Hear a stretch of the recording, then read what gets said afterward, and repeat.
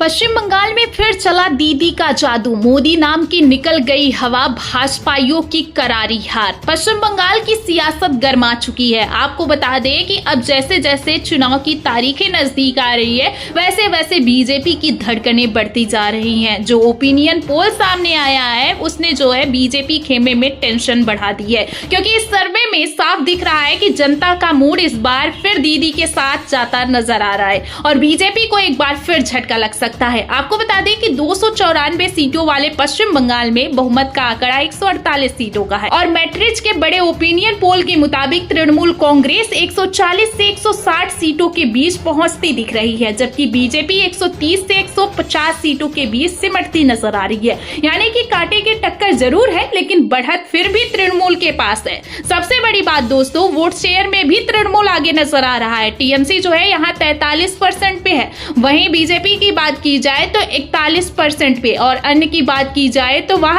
16% पर बना हुआ है। यानी कि जनता का झुकाव साफ तौर पर सत्ताधारी सरकार की तरफ दिखाई दे रहा है। अब अगर क्षेत्रवार आंकड़ों को देखें तो भी तस्वीरें जो है वो टीएमसी के पक्ष में ही नजर आ रही है। उत्तर बंगाल में बीजेपी आगे है, लेकिन वर्धमान बीरभूम टीएमसी की भारी बढ़त यहाँ नजर आ रही है। साउथ बंगाल की बात की जाए तो यहाँ टीएमसी का दबदबा है और यही दो क्षेत्र पूरे चुनाव का खेल बदलते दिख रहे हैं। राजनीतिक विश्लेषकों का कहना है कि इस बार ग्रामीण इलाकों में बीजेपी को कड़ा विरोध झेलना पड़ रहा है। कई जगहों पर केंद्र की नीतियों के खिलाफ प्रदर्शन हुए हैं। बेरोजगारी, महंगाई और स्थानीय मुद्दों पर जनता नाराज बताई जा रही है और इसका सीधा असर वोटिंग पैटर्न पर पड़ रहा है। महिलाओं के बीच योजनाओं का असर भी जो है अब दिखाई दे रहा है। गरीब वर्ग में सरकारी लाभ जो ममता दीदी ने दिलाए हैं, उसका असर भी ममता दीदी को अब पहुंचता नजर आ रहा है। यानी कि स्थानीय नेतृत्व की पकड़ जो है वो अब साफ तौर पर नजर आ रही है। ये तीनों फैक्टर तृणमूल को बढ़त दिलाते दिख रहे हैं। यही वजह है कि सर्वे में साफ संकेत मिल रहा है कि बीजेपी का मिशन बंगाल एक बार फिर अधूरा रह सकता है। राजनीतिक गलियारों में चर्चा है कि ममता बनर्जी की पकड़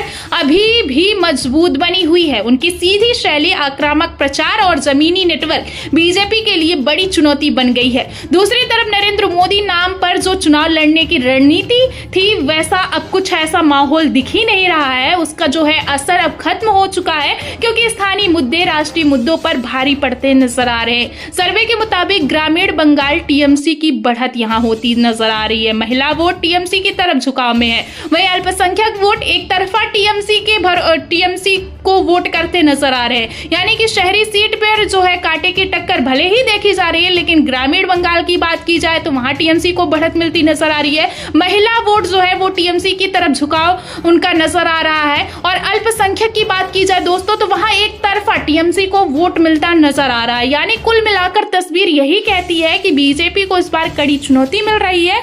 अगर यही जो है 4 मई को रिजल्ट में तब्दील हो गए दोस्तों, तो ये बीजेपी को बड़े हार के तौर पर जो है नसीब होगा, क्योंकि बीजेपी को एक बार फिर हार का मुंह देखना पड़ सकता है और बंगाल में फिर गूंज सकता है खेला होवे दीदी फिर आछे, बीजेपी को बड़ा झटका।